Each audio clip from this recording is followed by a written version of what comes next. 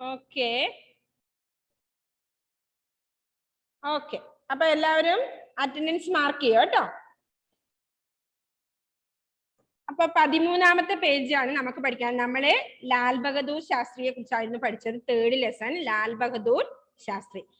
ശാസ്ത്രിയെ കുറിച്ച് നമ്മൾ കുറച്ച് കാര്യങ്ങൾ പറഞ്ഞു കഴിഞ്ഞ ക്ലാസ്സിൽ അല്ലേ. എന്താണ്? ദരിദ്രനായി പിറന്നു, ദരിദ്രനായി ജനിച്ചു, എന്നിട്ടും എന്താണ് അദ്ദേഹം പ്രധാനമന്ത്രിയായിരുന്നിട്ട് പല സ്ഥാനങ്ങൾ വഹിച്ചിട്ടുണ്ട്. എന്നിരുന്നാലും മരിക്കുമ്പോൾ പോലും അദ്ദേഹത്തിന് സ്വന്തമായ ഒരു വീട് പോലും ഉണ്ടായിരുന്നില്ല എന്നൊക്കെ നമ്മൾ പറഞ്ഞിട്ടുണ്ടായിരുന്നു. അതായത് ദരിദ്രൻ തന്നെയായിരുന്നു അദ്ദേഹം മരിക്കുമ്പോഴെന്ന്. അതായത് ആർത്തിയില്ല പണത്തിനോട് എന്നർത്ഥം. ഓക്കെ. അപ്പോ അടുത്ത പാരഗ്രാഫ് 13ാമത്തത്. ഗാന്ധിജിയെ പോലെ ഉത്തമ ജനസേവകന്റെ ഒരു മാതൃകയായിരുന്നു അദ്ദേഹം.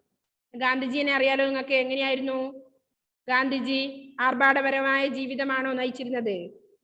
ആണോ? അല്ല അല്ലേ.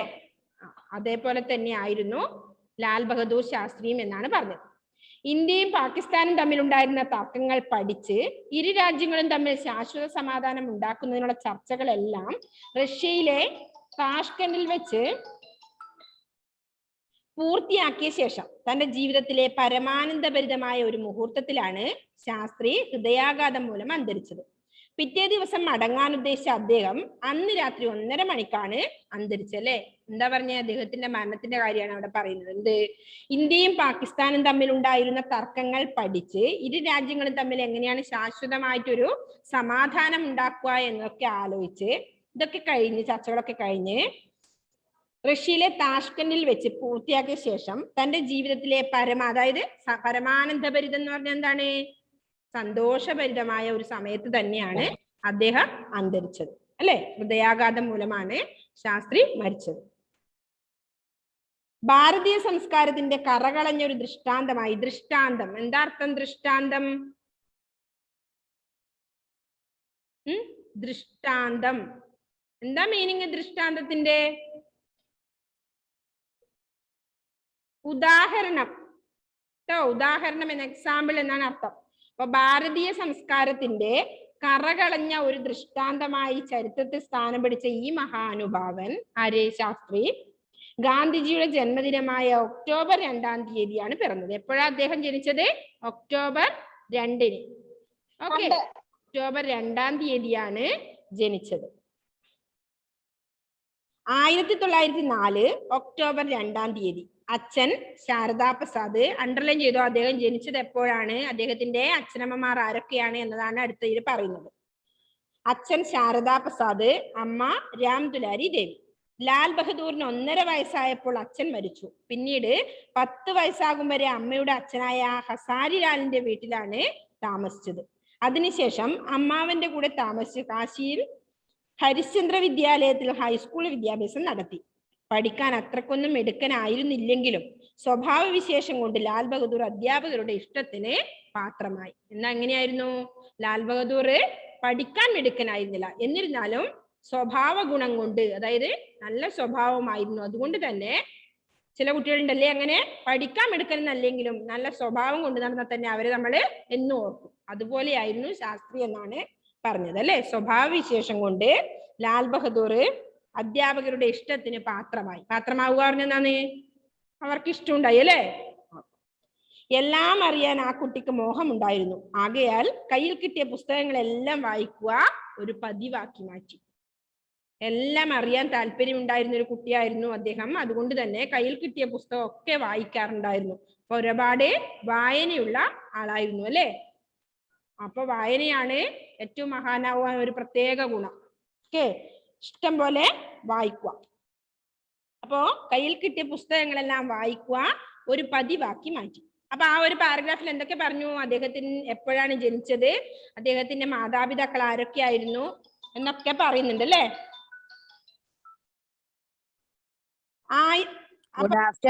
അറിയാലോ. യെസ്, എന്താണ് വരുന്നുണ്ട്?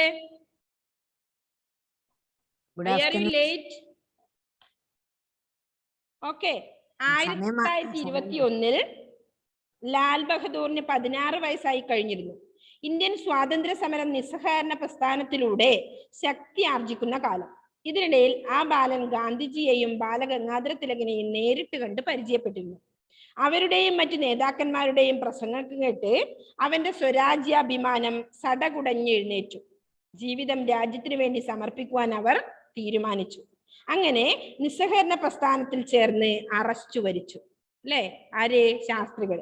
1921 ലാൽ ബഹദൂറിന് 16 വയസ്സായ സമയത്താണ് എന്ത്? സ്വാതന്ത്ര്യ സമരം, നിസ്സഹകരണ പ്രസ്ഥാനത്തിലുള്ള ശക്തി ആർജിക്കുന്ന കാലമായിരുന്നു അത്. അപ്പൊ തന്നെ സ്വാതന്ത്ര്യ വീര്യം അദ്ദേഹത്തിന് ഉണ്ടായി എന്നാ പറഞ്ഞു. അതുകൊണ്ട് ആ ബാലൻ എന്ത് ചെയ്തു? ഗാന്ധിജിയെയും ബാലഗംഗാധര തിലകനെയും നേരിട്ട് കണ്ട് പരിചയപ്പെട്ടു. അല്ലെ, അവരുടെയും മറ്റു നേതാക്കന്മാരുടെയും പ്രസംഗങ്ങൾ കേട്ട് എന്ത് ചെയ്തു? അവന്റെ സ്വരാജ്യാഭിമാനം സടകുടഞ്ഞെഴുന്നേറ്റു. സടകുടഞ്ഞെഴുന്നേറ്റു പറഞ്ഞാല് അല്ലേ, അല്ലാത്തൊരു സ്വരാജ്യ അഭിമാനം തോന്നി രാജ്യത്തിനോട്. അതുകൊണ്ട് തന്നെ അതിനെന്തെങ്കിലും ചെയ്യണമെന്ന് ശാസ്ത്രിക്ക് തോന്നി. അല്ലെ, അങ്ങനെ ജീവിതം രാജ്യത്തിന് വേണ്ടി സമർപ്പിക്കുവാൻ അവർ തീരുമാനിച്ചു. അങ്ങനെ നിസ്സഹകരണ പ്രസ്ഥാനത്തിൽ ചേർന്ന് അറസ്റ്റ് വരിച്ചു. അല്ലേ, നിങ്ങൾക്കറിയില്ലേ നിസ്സഹകരണ പ്രസ്ഥാനം? പഠിച്ചിട്ടുണ്ടോ ഹിസ്റ്ററിയില്? നോൺ മൂവ്മെന്റ് അല്ലേ.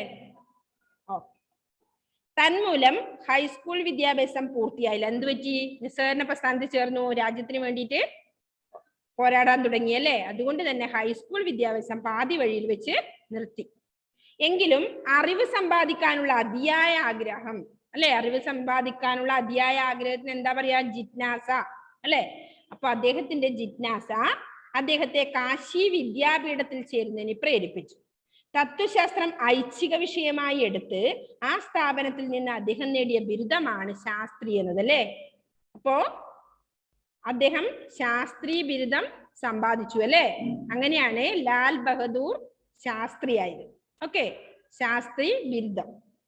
അതിനുശേഷമാണ് അദ്ദേഹം ലാൽ ബഹദൂർ ശാസ്ത്രി എന്ന് പരക്കെ അറിയപ്പെടാൻ തുടങ്ങിയത്. ഒരു ചർക്കയും കുറെ നൂലും മാത്രം സ്ത്രീധനമായി വാങ്ങിച്ചുകൊണ്ട് ശാസ്ത്രി 1927 ലളിതാദേവിയെ വിവാഹം ചെയ്തു. അപ്പൊ ആരെയാണ്? അദ്ദേഹത്തിന്റെ ഭാര്യയുടെ പേരെന്തായിരുന്നു?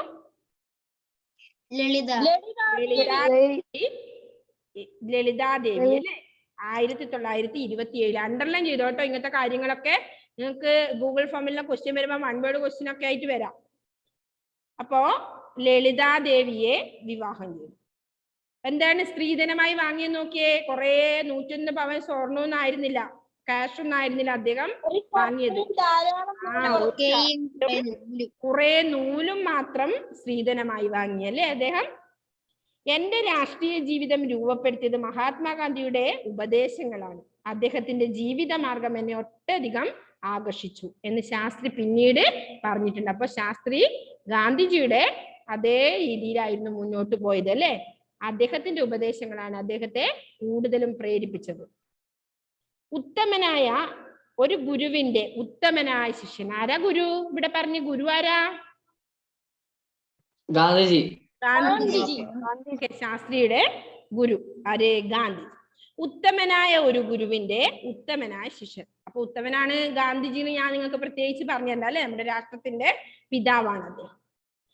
ഉത്തമനായ ഒരു ഗുരുവിന്റെ ഉത്തമനായ ശിഷ്യൻ. തന്റെ അന്ത്യനിമിഷം വരെ ലാൽ ബഹദൂർ ശാസ്ത്രി മഹാത്മജിയുടെ മാർഗത്തിൽ സഞ്ചരിക്കുകയും ഒരു ജനസേവകന്റെ മാതൃക സൃഷ്ടിക്കുകയും ചെയ്തു. അല്ലെ, ഗാന്ധിജി ലളിതമായ ജീവിതമായിരുന്നു നയിച്ചത്. അദ്ദേഹത്തിന്റെ പാത തന്നെയായിരുന്നു ശാസ്ത്രികളും പിന്തുടർന്നത്. അല്ലെ, അതുകൊണ്ട് തന്നെ ഒരു ജനസേവകന്റെ മാതൃക സൃഷ്ടിക്കാൻ അദ്ദേഹത്തിന് കഴിഞ്ഞു.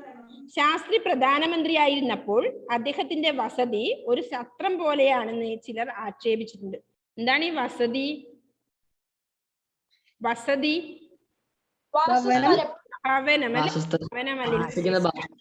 ഓക്കെ. അപ്പൊ പ്രധാനമന്ത്രി ആയിരുന്നപ്പോൾ അദ്ദേഹത്തിന്റെ വസതി ഒരു സത്രം പോലെ. സത്രം എന്ന് പറഞ്ഞാൽ എന്താണ്?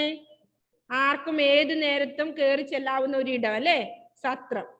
അല്ലെ, സത്രത്തിൽ എന്ത് വേണമെങ്കിലും ലഭിക്കുകയും ചെയ്യും. അതാണ് നമ്മളിപ്പം വഴി എവിടെയെങ്കിലും ദൂര സ്ഥലങ്ങളിലൊക്കെ നടന്നു പോകുന്ന സമയത്ത് വഴിയോരങ്ങളിലൊക്കെ പണ്ട് കാലങ്ങളിൽ സത്രം ഉണ്ടായിരുന്നു. എന്താണ്? അവിടെ വെള്ളമോ കുറച്ചേരം ഇരിക്കണമെങ്കിലോ ഒക്കെ കിട്ടും. അങ്ങനെയുള്ള ഒരു സ്ഥലമാണ് എന്ത്? സത്രം.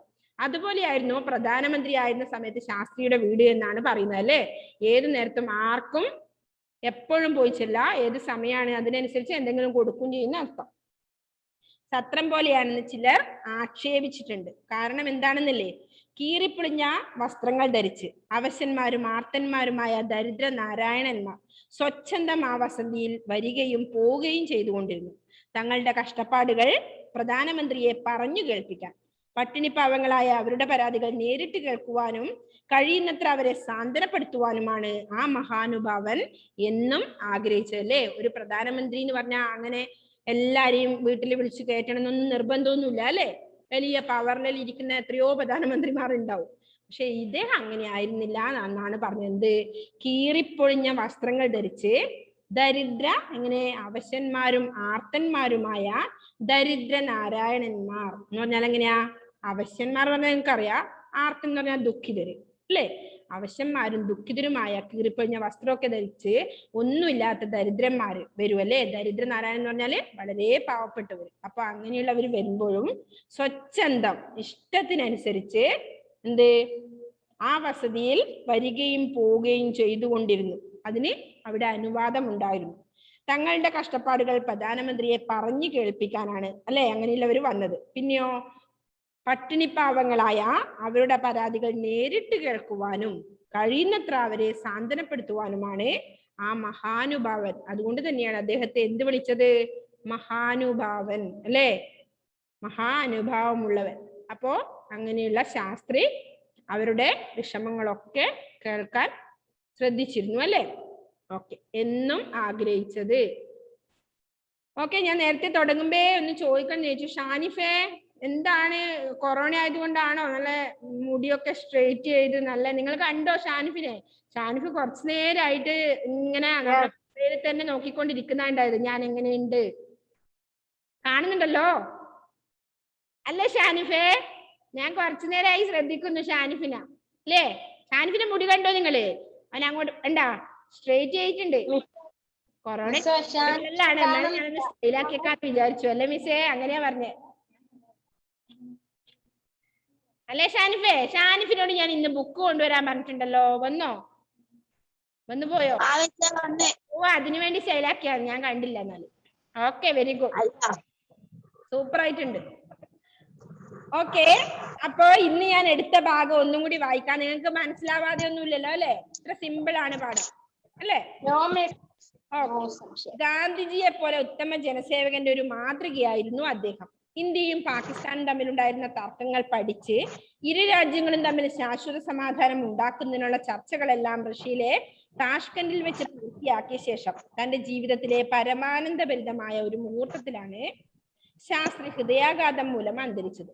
പിറ്റേ ദിവസം മടങ്ങാൻ ഉദ്ദേശിച്ച അദ്ദേഹം അന്ന് രാത്രി 1:30 മണിക്കാണ് അന്തരിച്ചത്.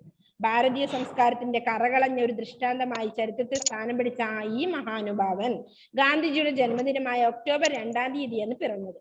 1904 ഒക്ടോബർ 2-ാം തീയതി. അച്ഛൻ ശാരദാ പ്രസാദ്, അമ്മ രാംദുലാരി ദേവി.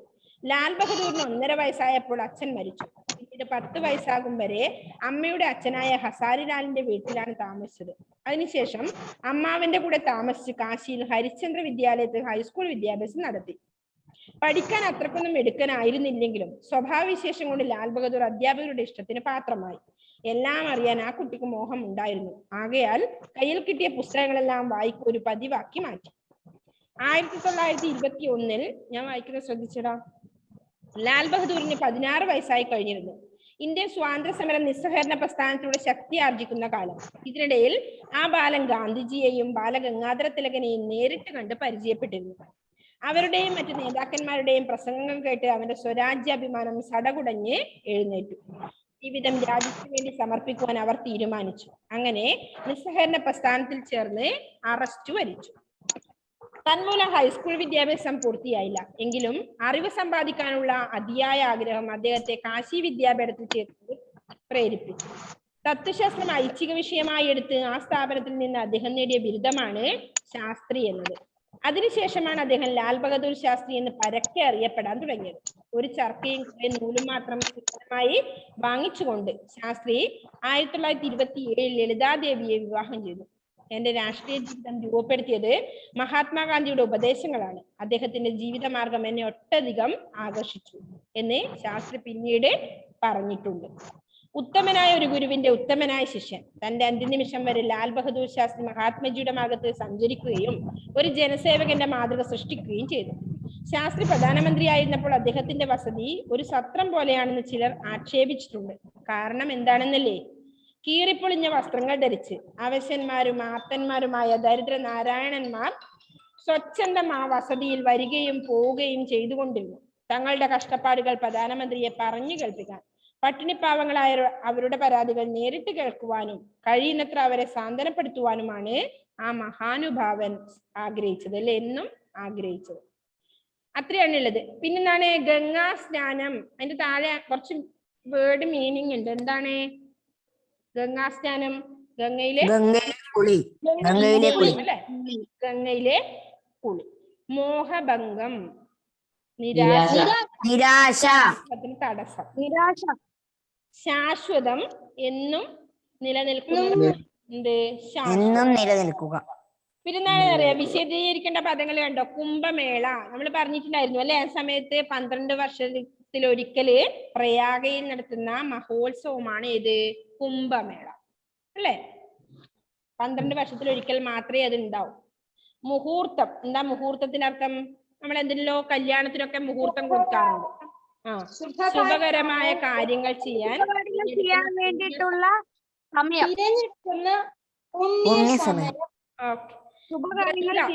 ഗംഗ, നമ്മളതും പറഞ്ഞു ക്ലാസ്സിന്റെ ടൈമില്. ഗംഗ സ്വർഗത്തിൽ ഒഴുകിയിരുന്ന, ക്ലാസ്സിന്റെ ടൈമിൽ എക്സ്ട്രാ ആക്ടിവിറ്റീസിൽ ആരും മുഴുകണ്ട കേട്ടോ, ഇവിടെ ശ്രദ്ധിച്ചാ മതി. ഗംഗ സ്വർഗത്തിൽ ഒഴുകിയിരുന്ന നദിയാണെന്ന് ആണ് വിശ്വാസം. ഭഗീരഥനാണ് ഗംഗയെ ഭൂമിയിൽ എത്തിച്ചത്. ഗംഗയിൽ കുളിക്കുന്നത് പുണ്യമായി കരുതുന്നു. ഇപ്പൊ ശബരിമലയെല്ലാം പോയി നല്ല നമ്മള് സ്നാനം ചെയ്യാറുണ്ട് അല്ലെ? ഇപ്പം ഗംഗയൊക്കെ പരിശുദ്ധാണെന്നൊന്നല്ല, എന്തല്ലോ വെള്ളവും മറ്റതൊക്കെ വന്ന് മോശമായിരിക്കാം. പക്ഷെ ഗംഗയിൽ കുളിക്കുന്നത് പവിത്രമായിട്ടാണ് ആളുകൾ കരുതിയിരുന്നത് കേട്ടോ. പദങ്ങളെ സംയോജിപ്പിക്കാനാണ് അടുത്തത്.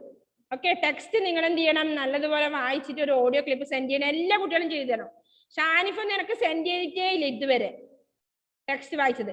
അർജുൻ ആരോമൽ അല്ല അർജുൻ ആരോമൽ അശ്വിൻ ഇവരൊന്നും ടെക്സ്റ്റ് വായിച്ചിട്ട് വോയിസ് ഒന്നും സെൻഡ് ചെയ്തിട്ടില്ല കേട്ടോ. ആതിര ഒന്ന് ഉഷാറാവണം കേട്ടോ. അപ്പൊ കുറച്ച് പുറകോട്ടാന്ന് പറഞ്ഞു അശ്വിൻ എന്നോട്. ഓക്കെ മിസ്, എക്സാമിന് ഏതൊക്കെ പാഠം വരുന്നത്? എക്സാമിന് 3 പാഠവും വരും. 4ാമത്തെ പാഠം സ്റ്റാർട്ട് ചെയ്യണത്രേ. വീഡിയോ ഓഫ് ആക്കണ്ട, ഒരാളും വീഡിയോ ഓഫ് ആക്കണ്ട. വീഡിയോ ഓൺ ആക്കിയാൽ കട്ട് ആയിക്കൊണ്ടിരിക്കുന്നു, ക്ലിയർ ഇല്ല. വീഡിയോ ഓഫ് ആക്കിയാൽ ഓക്കെ. അഫ്രാസിന് വീഡിയോ ആവുന്നില്ലെങ്കിൽ കുഴപ്പമില്ല. അപ്പൊ ഇന്ന് നിങ്ങൾ ഇതിന്റെ അർത്ഥം എഴുതണം കേട്ടോ. ഏതാണ്? പാഠം 3 ഇന്ന് തന്നെ എഴുതണം. ചിലവര് നോട്ട് കംപ്ലീറ്റ് ചെയ്യാൻ വേണ്ടി ഇന്നാണ് കാണിക്കണ്ടെങ്കിൽ ഇന്നലെ വരെ കുത്തിയിരുന്ന് എഴുതിയവരൊക്കെ ഈ കൂട്ടത്തിലുണ്ടെന്ന് എനിക്ക് നന്നായിട്ട് അറിയാം. പിന്നെ ഇപ്പൊ ഇന്നലെ കൊണ്ടുവരാൻ വന്നവര് ഇന്നലെ ഫുൾ ടൈം എഴുതിയവരുണ്ട്. അല്ല, ഇന്നലെയാണ് കൊണ്ടുവരണ്ടെങ്കിലും ഇന്നാന്ന് ഫുൾ ടൈം എഴുതിയവരുണ്ട്. ഇന്ന് കൊണ്ടുവരേണ്ടവർ ഇന്നലെ വരെ കുത്തിയിരുന്ന് എഴുതിയവരുണ്ട്. ഇന്ന് രാവിലെ എഴുതിയവരുണ്ട്. 11 മണിക്കാ വരുന്നെങ്കിൽ 10:30 വരെ എഴുതിയവരുമുണ്ട് അല്ലേ? ഇല്ലാന്ന് നിങ്ങൾക്ക് പറയാൻ പറ്റുമോ ആരെങ്കിലും ഈ കൂട്ടത്തില്? ജോയൽ നേരത്തെ എഴുതിയോ? ജോയലെ, മലയാളത്തിന്റെ കാര്യമല്ല ഞാൻ പറഞ്ഞത്, എല്ലാ സബ്ജക്റ്റിന്റെയും നോട്ടിന്റെ കാര്യം ഞാൻ പറഞ്ഞത്. നിങ്ങൾ നോട്ട് ബുക്ക് കറക്റ്റ് ചെയ്യാൻ മിസ് പറഞ്ഞ ടൈമിന്റെ അന്നന്ന് ചെയ്തവർ എത്ര പേരുണ്ട്? ഒന്ന് കൈപൊക്കിയ. സത്യസന്ധമായ ഒരു ആൻസറേ എനിക്ക് വേണ്ടു. അന്നന്ന് കൈപൊക്കിയവര്. മലയാള സബ്ജക്റ്റിന്റെ മാത്രമല്ല, എല്ലാ സബ്ജക്റ്റിന്റെ കാര്യമാണ് ഞാൻ ചോദിച്ചത്. എത്ര പേര് നോട്ട് ഞാൻ കറക്റ്റ് ചെയ്താൽ ഇന്ന് കൊണ്ടുവരണമെന്ന് പറഞ്ഞതിന്റെ, അതായത് 2 ദിവസം മുമ്പ് കുത്തിയിരുന്ന് എഴുതാതെ കൃത്യമായി അന്നന്ന് നോട്ട് ചെയ്ത് എത്ര ആരെക്കെങ്കിലും കൈവക്കാൻ പറ്റും? അതിന്റെ തൊട്ടടുത്ത് തന്നെ ചില നോട്ടുകൾ തന്നായിരുന്നു. ഏതെങ്കിലും ഒന്ന് തലേന്ന് എഴുതാണ്ട് നിങ്ങൾ നിന്നിട്ടുണ്ടോ? അന്നന്ന് എഴുതിയത് മാത്സ് ഒഴികെ ബാക്കിയെല്ലാം അന്നന്ന് എഴുതിയതന്നെ. എഴുതിയിരുന്നോ? അന്നേ എല്ലാം എഴുതി വെച്ചിരുന്നു. മാത്സ് മാത്രം. ഇപ്പൊ നോട്ട് ചെക്ക് ചെയ്യാൻ നിങ്ങളോട് ഞാൻ ഒരാഴ്ച മുമ്പേ വിളിച്ചു പറഞ്ഞതുകൊണ്ട് ഓക്കെ അല്ലേ? അല്ലെങ്കിൽ 2 ദിവസം മുമ്പേ വിളിച്ചു പറഞ്ഞുകൊണ്ട് ഓക്കെ, നിങ്ങൾക്ക് അത് റെഡിയാക്കി കൊണ്ടുവരാൻ പറ്റി.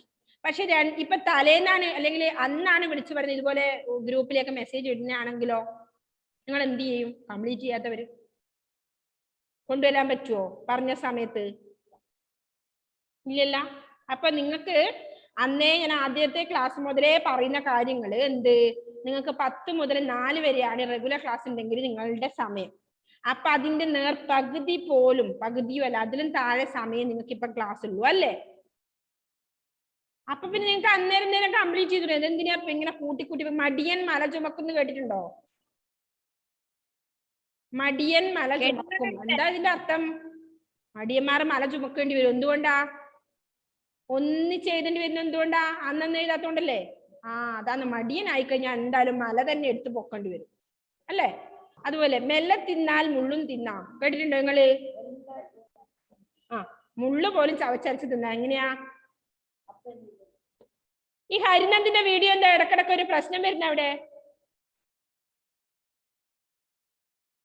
നേരെ ഇരിക്കാൻ പറ്റുന്ന ആരും ഇരുന്നാ മതി എന്റെ ക്ലാസ്, അല്ലാത്തവർക്ക് പോവാം.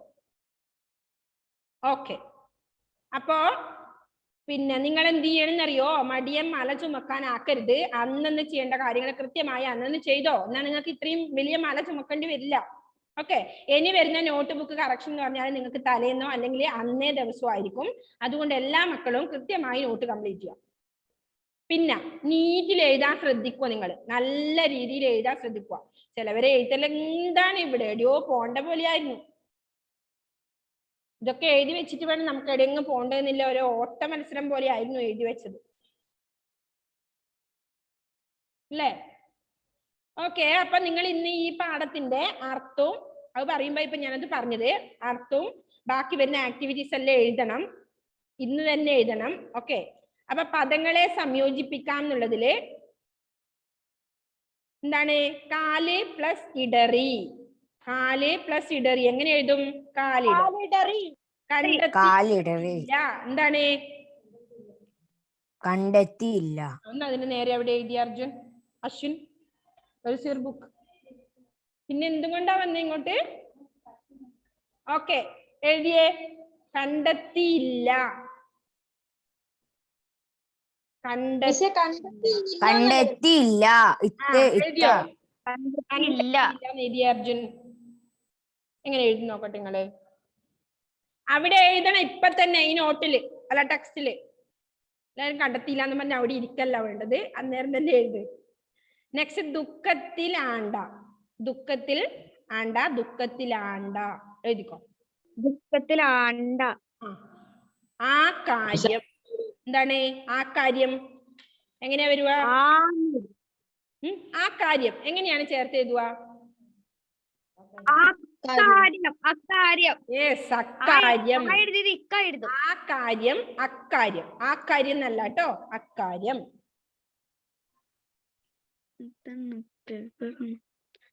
ജസ്റ്റിസ് ഇടക്കിടക്ക് ഫോട്ടോ ഇടുന്നുണ്ടോ ജസ്റ്റിസേ? കാര്യം അക്കാര്യം അല്ല, ജസ്റ്റിസിന്റെ ഒരു ഫോട്ടോ കാണുന്ന പോലെ തോന്നുന്നു നമുക്ക്. ശരിക്കും വീഡിയോ അല്ല. പക്ഷെ അത് വീഡിയോ ഓഫ് ആക്കുമ്പോ അവന് പ്രൊഫൈല് കാണുന്നയാ. പ്രൊഫൈല് കാണുന്ന തന്നെ, അതാ ഞാൻ പറഞ്ഞു ഇടക്കിടക്ക് പ്രൊഫൈലാ കാണുന്നത്. നെക്സ്റ്റ് സ്വരാജ്യ അഭിമാനം. സ്വരാജ്യാഭിമാനം. സ്വരാജ്യാഭിമാനം. ആച്ചിനുടനെ സ്വരാജ്യാഭിമാനം. എന്താ ഇപ്പൊ എഴുതുന്നത്? ദുഃഖത്തിലാണ്ടാന്ന് എങ്ങനെ എഴുതുക അർജുൻ? അവിടെ കാവന്നോ? ദുഃഖം നോക്കി എഴുതിയേ. ഓക്കെ. സ്വരാജ്യ പ്ലസ് അഭിമാനം. സ്വരാജ്യാഭിമാനം എഴുതാൻ അറിയാത്തവരുണ്ടോ ആരെങ്കിലും? എഴുതിയോ?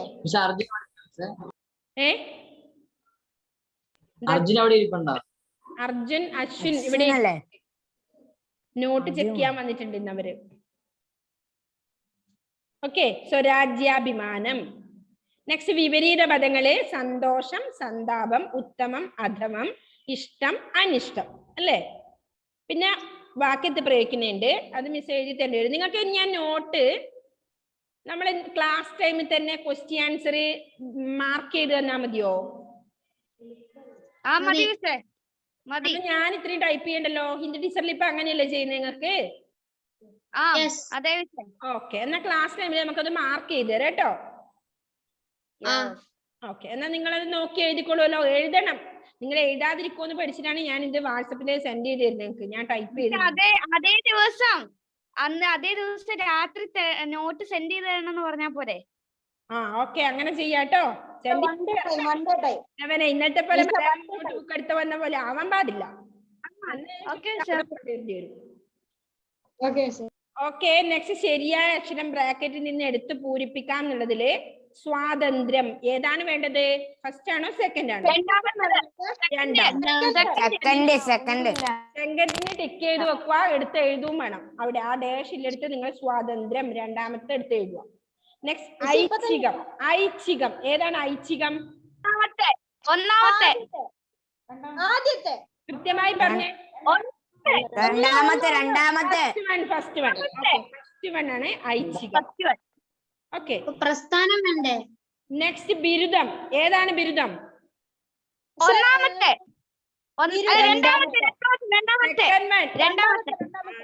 രണ്ടാമത്താണ്. മാറിപ്പോകുന്നത് രണ്ടാമത്തെ. സ്വച്ഛന്തം ഏതാണ്?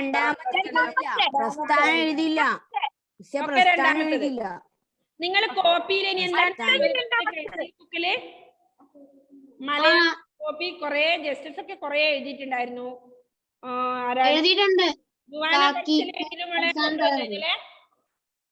ജുവാന നല്ല നീറ്റിൽ എഴുതിയിട്ടുണ്ടായിരുന്നു കേട്ടോ ബുക്കുകളൊക്കെ. അത് പറയാതിരിക്കാൻ പറ്റില്ല.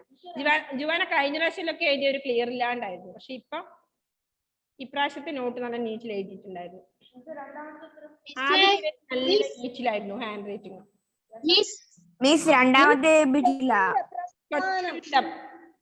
പ്രസ്ഥാനം എഴുതിപ്പിച്ചില്ല.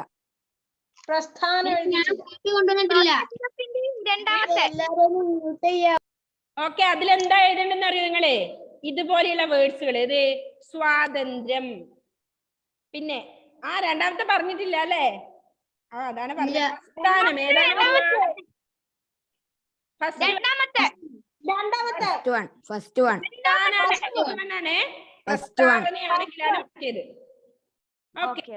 ഈ വേർഡ്സുകളാണ് നിങ്ങൾ ഇനി ഏതിൽ എഴുതേണ്ടത്?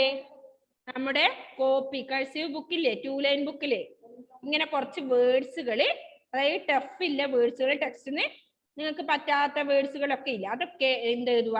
2 ലൈൻ ബുക്കിൽ നല്ല നിറഞ്ഞ് എഴുതണം കേട്ടോ. ഓക്കെ മിസ്, ഞാൻ നോട്ട് കറക്ഷന് കോപ്പി കൊണ്ടുവന്നിട്ടില്ല. അയച്ചു തന്നാ മതിയോ? ഫോട്ടോ എടുത്തിട്ട്. ആരാണ്? ഡെൽവിൻ. ഡെൽവിൻ കൊണ്ടുവന്നില്ല. കുഴപ്പമില്ല, അയച്ചു തന്നാ മതി. ഓക്കെ, പിന്നെ എന്താണ് പറയാൻ പോയത്?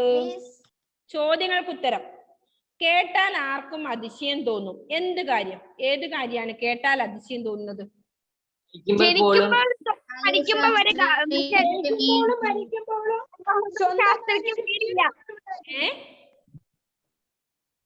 സ്വന്തമായ വീടിൽ.